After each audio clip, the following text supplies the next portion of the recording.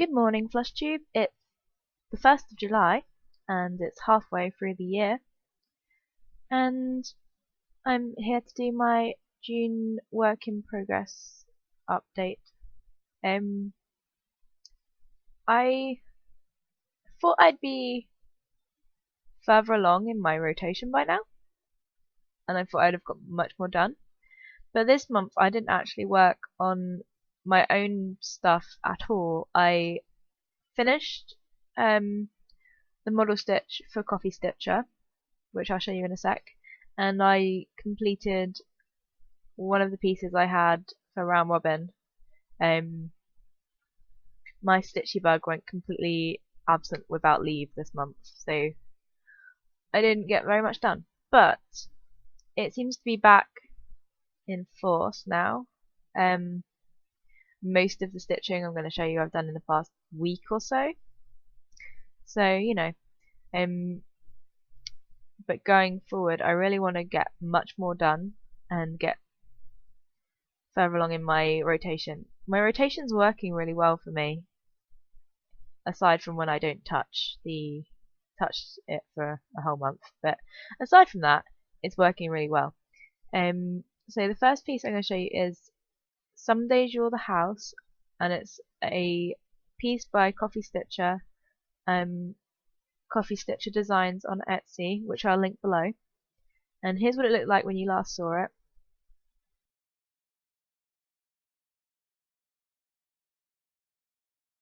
And here is what it looks like now. So it says, some days you're the house, some days you're the witch. And I think this DMC colour is now one of my favourites. I can't remember off the top of my head what it is, but it's a green, and I really like it. So yeah, there's that.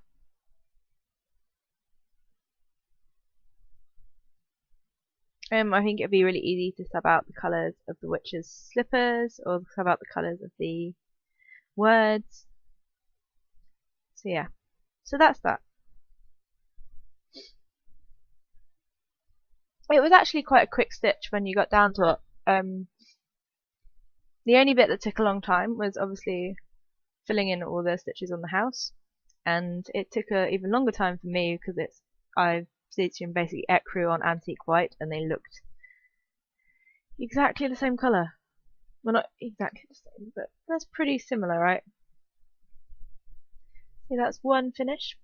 My only finish for 2016 so far, actually. That's a depressing thought. So yeah, that didn't count as a new start, because all of you agreed with me that it didn't count as a new start. So there we go. But I'm counting it as a finish. I make the rules.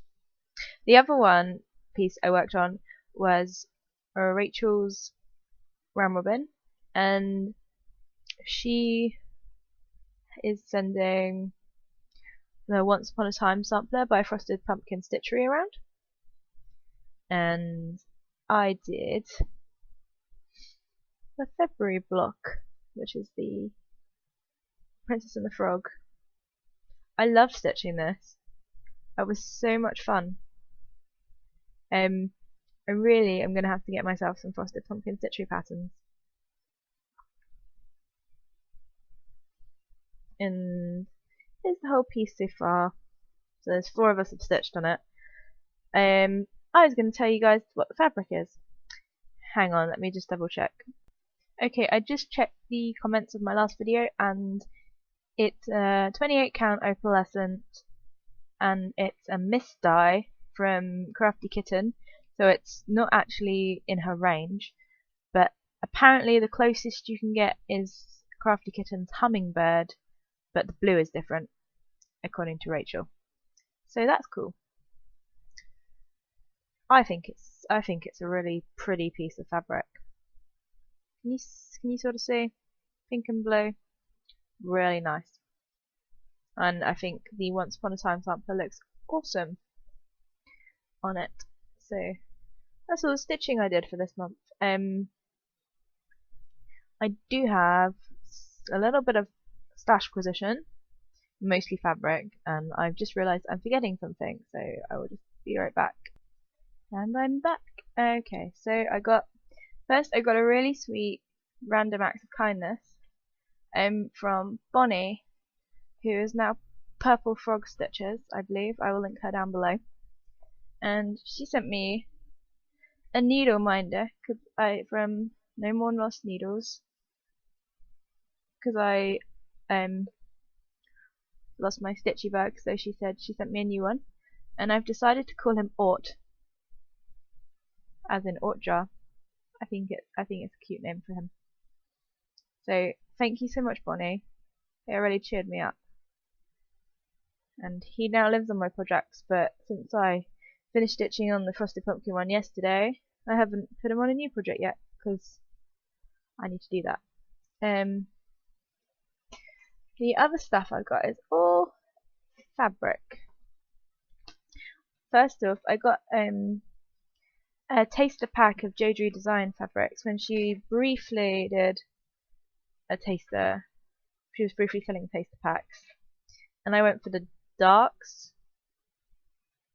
And these fabrics don't have names, so I got a small. These are two mini. I got two mini pieces of fabric. I got this one, which has got pink and sort of grey, or purple and grey. So as you can see, it's not very big, but unfortunately I don't know what it's called, so I don't know what size even weave it is. This might be 28 count, because I think this one's much tighter, so this must be smaller. This one is just sort of a grey-green.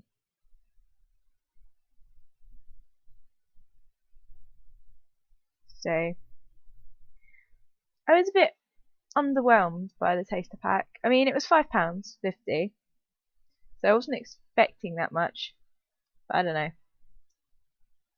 I'm sure I'm going to be able to find something to stitch on these two pieces of fabric. They seem quite close, except this one has pink, and they're different. They are different sizes, as in different counts. That's the word I was looking for. But no, I think I would probably order from Jodree Designs again, but I think I would order specifically rather than getting random pieces of fabric. Does that make sense? But so yeah, that's my first ever Jodree Design order, because the other Jodree Design stuff I've got is racks. But her website's easy to navigate, and I think I would try again. The reason I ordered a taster pack was to see if I liked her fabric, so I was hoping for maybe a few smaller pieces, but more colours, more of them, not more fabric, but more pieces of fabric that were smaller and were different colours and were labelled so I knew what they were, so I could order more of them. But I think what happened was she was overwhelmed by the number of orders she got, which I totally understand, and I'm not complaining. I'm happy with my two pieces. I was just expecting something a little bit different. So I got the darks taster pack because I thought I would more likely to use darker fabric than I am really multicolored fabric. So yeah, that's my taster pack from Jodree Designs. Looking forward to finding something to stitch on those. And then I put in an order with Crafty Kitten. I got my May box, birthstone box, which was emerald. This mystery box is based on the birthstones. I got some Krennic. I have so much of this Krennic because I got some from Emerald Mermaid, and then I had to buy different size Krennic because I didn't know what would work best for over 1 on 32 count. But you can never have too much green, so I'm pleased. I got these Mill Hill beads, they're size 8, and they're green and like slightly variegated. 18831. I don't know what I'll use those for, but they're really pretty. I got Weeks Dye Works. This one's Holly. It's a nice green.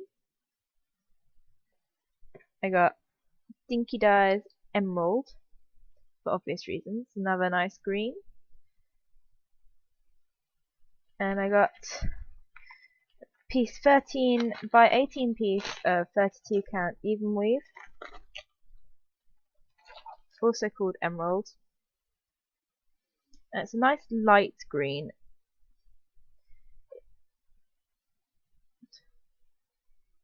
A little bit more mint green than it's showing on the camera. But it's really pretty, and I could see maybe doing a mermaid on it, which is weird considering it's green. But it's like more a sea glass green than a deep emerald green. I will put that back in the packet in a minute. I also got, I should have got these out. I'm sorry. I got a piece of 40 count in 13 by 18. This is Snapdragon. It's really not doing it justice. It's got pinks and yellows and blues and greens and oranges. These smell really good. And blues. You can sort of see how mottled that is. I have no idea what I'm going to do on this, but it was so pretty on the website and I just wanted it, and I thought, you know what, I'm going to get it in 40 count. So that's what I did. So now I've got some 40 count hand-dyed linen. And the other piece of fabric I got for my only planned new start next year, which is a wedding sampler for my friend that needs to be done by May. And I just got sparkly champagne bubbles, which is a pale yellow, which I think will go really nicely. You see, it's sparkly. It's a very subtle yellow, and I think the piece I'm doing is in like sort of sepia tones, so I think it'll go well together. I will show you guys obviously when I am going to start it, probably in December when I do my plans for 2017 video. I will show you my planned new starts, which there probably won't be many of because I am enjoying concentrating on my current WIPs at the moment. I haven't found it difficult not to have any new starts. I don't know if that's because I've been doing the round robin, so I've had a bit of variety anyway. But as you could see from the Mirabilia that I was doing the last couple of months, I'm quite happy stitching on the same piece for however long it takes me to reach a goal. And I alternate with one piece I'm working on to finish, so I don't think I'm having too much trouble right now not starting anything new for myself. So I will probably continue that into next year, except next year I will let myself make a new start if I want. But I think I will limit myself to an upper limit of WIPs, and if I want new starts I have to be below that limit. I'm probably gonna say 20.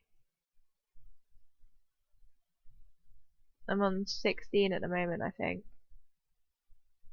So I could have 4 new starts, but I won't. I've got one planned, and we'll see. But as it's July, I don't need to worry about that just yet. So my plans for this month are flower fairies. Possibly finishing Pretty Little London, which I don't need to show you guys because I haven't touched it since you saw it last. And my round robin piece for this month. So that's my plans, and hopefully I'll have more to show you in the way of stitching next month.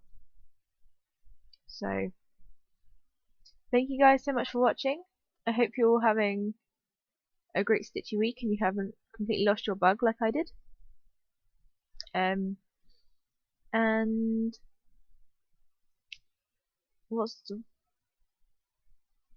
don't know what I was going to say. I think I was just going to say goodbye. So thank you for watching, for commenting, for subscribing and all of that, and I will see you guys next month with another work in progress video. Happy stitching.